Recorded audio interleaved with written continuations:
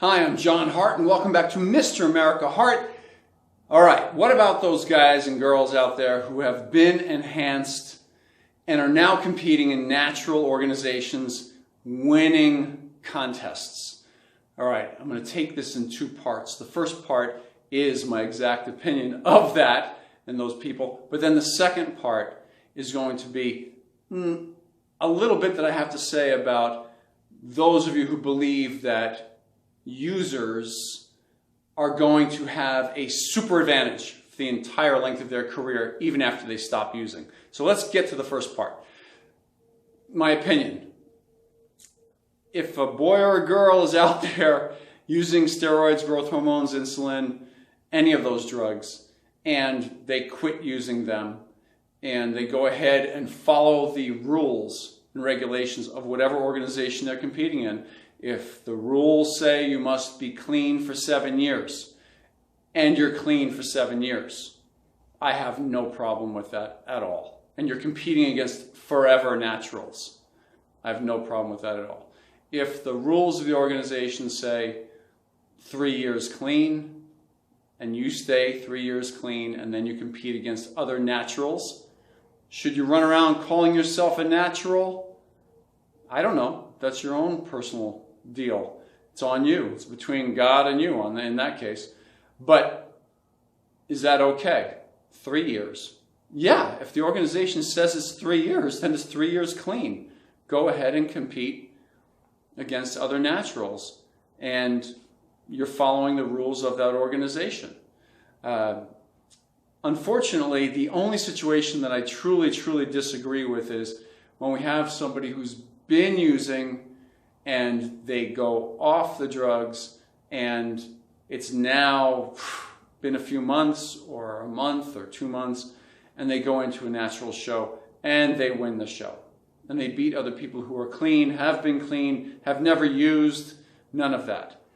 And the rules of the organization are you must be clean for X amount of years. That person is a douchebag. That's the bottom line, okay? They're a douchebag.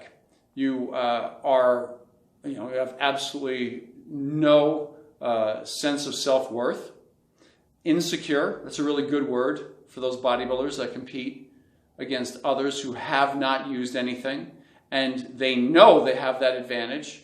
It's highly insecure of that individual because they're going into a show and they're just, having everybody believe that genetically they're that much superior to everybody in the show, when in fact that's just not the case. So if they're not following the rules of the organization, they're competing under the radar, having come clean off of their drugs, and they can't test positive on the test, that is the only situation wherein I 100% disagree. Now, a lot of you have been listening to me for the past minute and a half talk about this, and you're just going out of your minds thinking, man, they have an advantage for their whole lives. Man, once they put that muscle on, they have an advantage for the rest of their lives. Well, my question to you is have you ever known anybody who did this? And I mean really did it, as in they're a close friend of yours. And you know for a fact they went off the drugs, they stayed off the drugs, they experienced the crash off the drugs, and then eventually they built up their own hormone levels and went back into competition as a natural and somehow had this amazing physique. Somehow I just don't buy that one. And here's why. Plenty of people who go off the drugs, they know the reality. The reality is, and I've had friends who have done this, they go off the drugs, it's only a matter of months.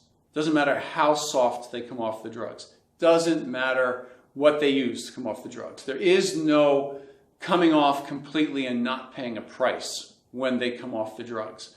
So getting off the drugs, there is going to be a hormonal crash at some point in time, whether it's 2 weeks, 2 months, 6 months later, they're going to crash hormonally.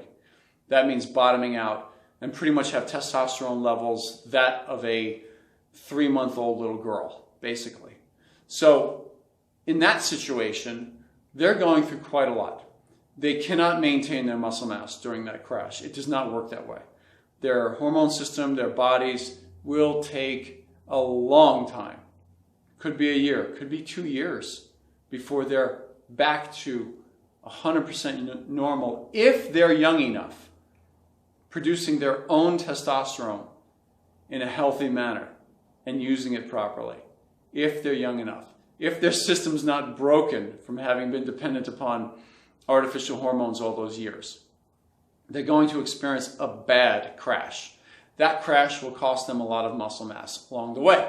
Eventually, they may recover from that, and I'd love to hear some of you guys who have done this in the comments section down below. Please let us know what this was like after you did come clean and then started training again, or continued to train through that and started to build up once again in a, let's call it a good hormonal environment, without the steroid, without the bodybuilding drugs, growth hormone, insulin, or any of that, and training and making progress, let's say.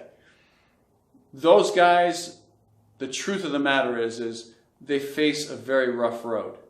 Coming clean and getting off the drugs, crashing, coming back up slowly, month by month, that physique that they have will not resemble what they had before. I've never seen anybody with a physique that's so far advanced after having used the drugs for any length of time prior to that.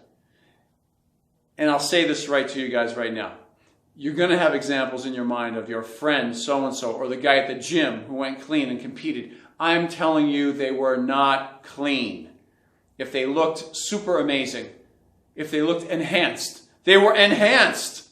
That's the bottom line. They were not clean. They didn't get off the steroid. Or maybe they did get off the steroid, but they did not get off all of it. They did not get off the growth hormone. They did not get off the insulin, the things that they could just pull out of their system and still test clean in a short period of time. So let's be realistic. Is using the drugs at some point in time going to create an advantage for anybody? Debatable, highly debatable. If they did it lightly enough and didn't go so big, then I believe, yeah, long term, they may have a tiny bit of an advantage. But there's no testing for that. So why get a hair up our asses about this? You see what I'm saying? It's just unnecessary. So the ones who do compete, that have gone through the process properly, come off the drugs, built up naturally, competed again, I have no problem with them in any way, shape, or form. I believe they have the right to compete. Go right ahead, and they should. And nobody should be pointing a finger at them. Anybody who does, they're the insecure ones. They're the ones with the problems. They're the ones who didn't go through the crash and come out of the crash and train properly, eat properly, diet properly, perhaps do things in a much more efficient manner than that bodybuilder ever did when he was on drugs to attain a really, really nice physique and maybe even make great progress as a natural now. So it's between them and their maker, to be honest with you. So I think they should go into those shows with a clean conscience as long as they're following the rules of the organization. The rest of internet land and the comment sections on all of the YouTube videos, as well as all social media, means nothing to the individual who has gone through it properly and then competed. There you have it.